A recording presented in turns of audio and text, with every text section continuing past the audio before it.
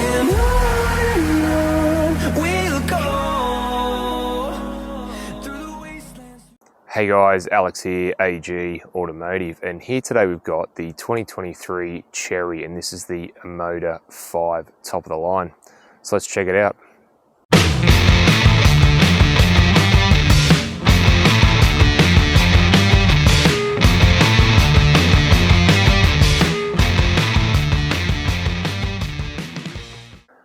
Alright, before we get into the video, just want to do a shout out to CHERY Gosford, who are under the Central Coast Motor Group banner.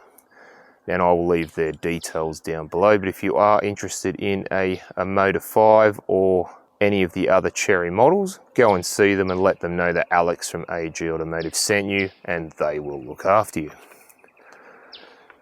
Now, you got the CHERY badge on the front there. You've got the little camera, as it's got 360 cameras, and just have a look at that grille. I mean, this looks like something out of the future.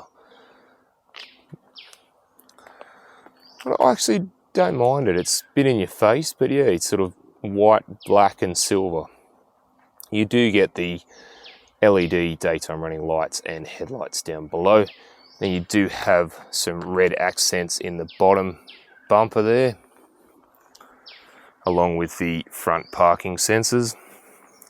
So what are your thoughts on the CHERY's look? Are you interested in something like this, or have you ever owned the old CHERY? Let me know in the comments.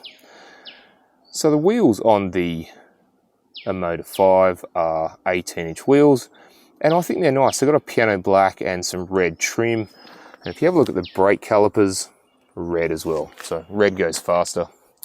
Got a bit of cladding around the wheel there. You do have some more red and black, and you do have a camera just under there. This one's got the black roof, which I think looks quite nice on the white with the red accents, and you've got the sunroof up there as well.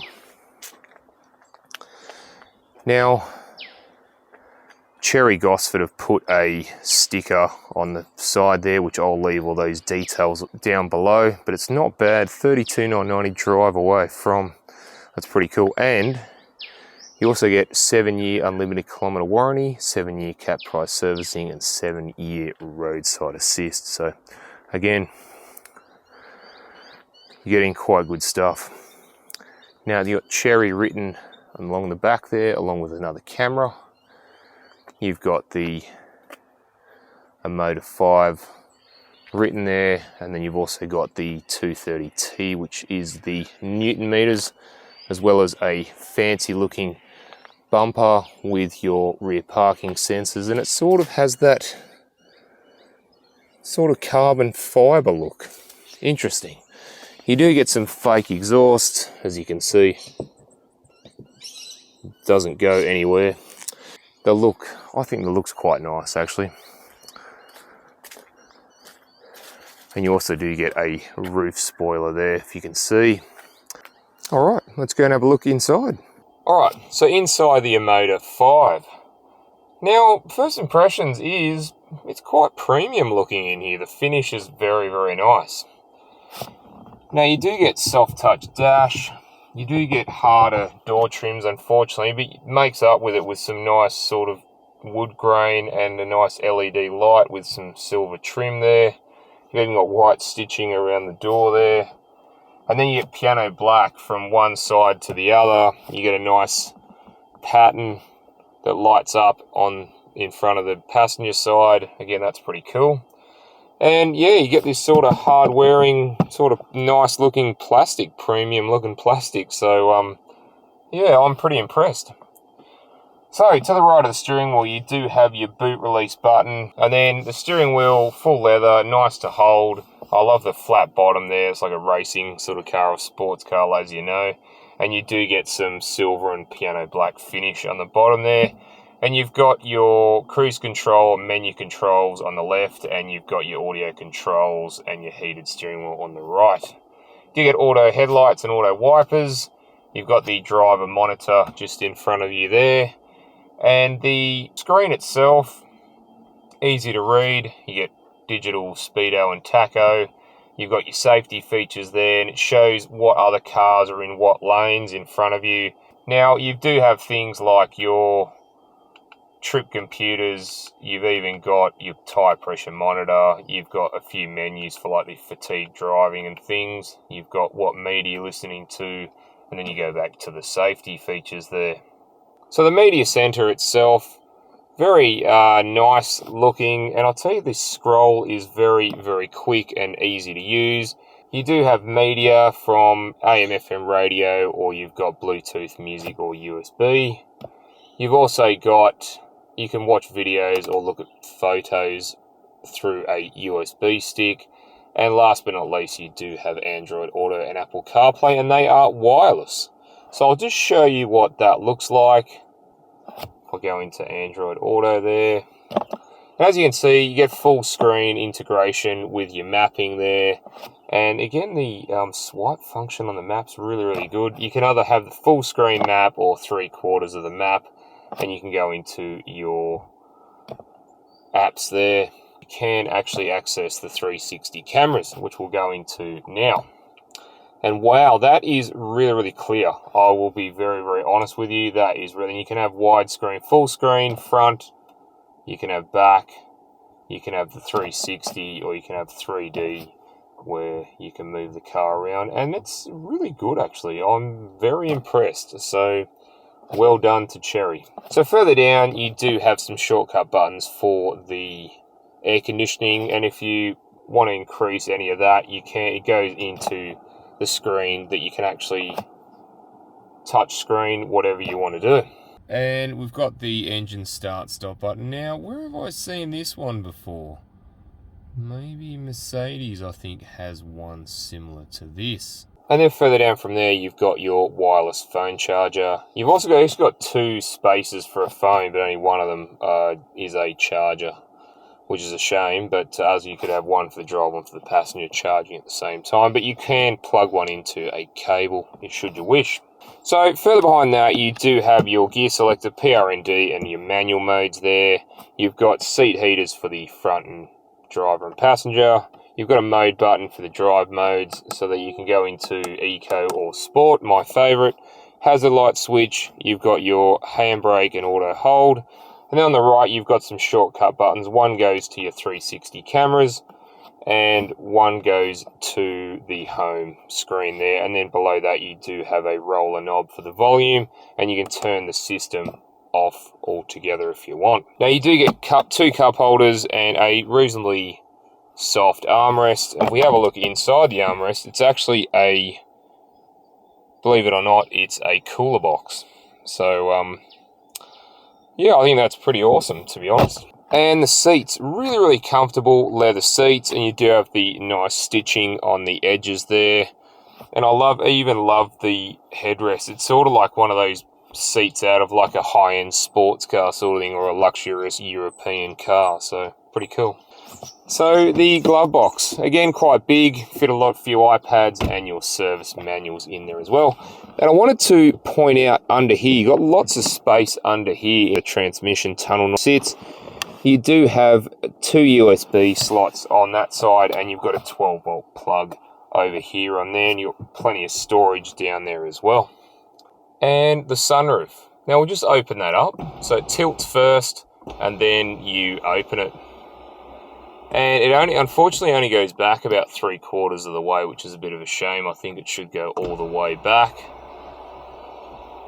And then you can close that up, and away you go. All right, let's go and have a look in the back. All right, just in the back of the Omoda 5. Now, first impressions is, it's not too bad room-wise in the back here. Now, I'm 6'1", or 185 centimetres. And if you have a look, I've got a little bit of headroom there, which is really good. Knee room is just about touching the seat. Leg room and foot room is okay. And my knees, though, do sit a bit high. I will say that. Other than that, it feels not too bad in here. Now, you do have 2 ISOFIX spots there and 2 behind me. And if we have a look at the armrest, oh, really soft. I should have put this softness in the front. I would have been really, really happy. You get 2 cup holders in there as well with teeth. And for the rear passengers, you do get air vents and you get a single USB there as well, along with your map pockets, or iPad pockets as I think they're called now. Now you do get these interesting nice silver trim pieces on the back of the seat, so you can annoy the driver or passenger if you want. Alright, let's go and have a look in the boot. Alright, so in the boot of the Omoda 5, so here you get 360 litres of boot room with the rear seats up. That's expandable to 1,075 litres with the rear seats folded. You do get the 3 tether points there.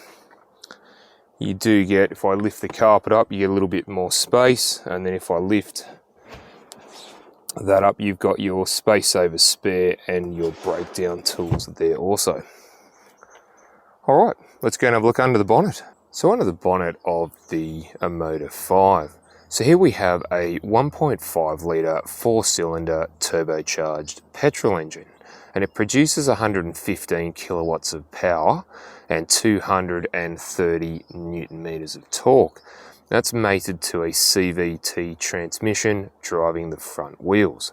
CHERY claims the Omoda 5 uses 6.9 litres per 100 kilometres. Alright, let's go for a drive. Alright, let's go for a drive in the Omoda 5.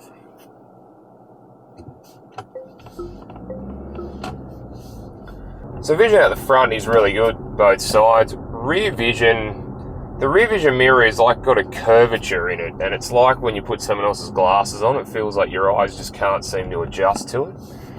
Now, vision out the back is not the greatest because it's such a curved back window. You don't really get the greatest view out of the back. A little bit of width, but not much depth. But you got your 360 cameras and parking sensors to aid in that.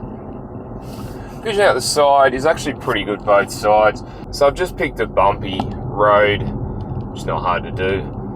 And the Omoda 5 is, you know what? It's soaking up the bumps reasonably well, which is really good.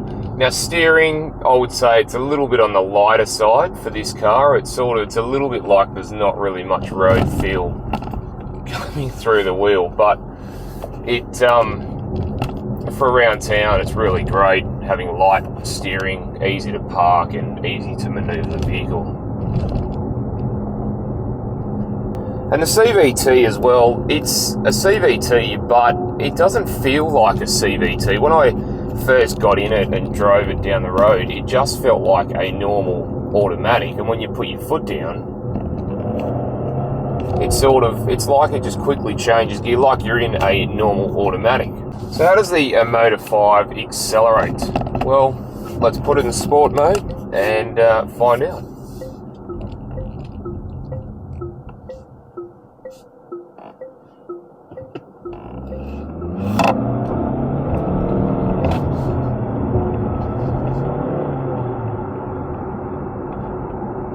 You know what, for a little 1.5, it gets up there and it goes. It's not too bad acceleration wise, so I don't mind that. Sport mode just gives it that little bit more punchiness from the accelerator. Alright guys, thanks for watching, and don't forget to like and subscribe, and I'll look forward to seeing you on the next one. Alright, thanks guys.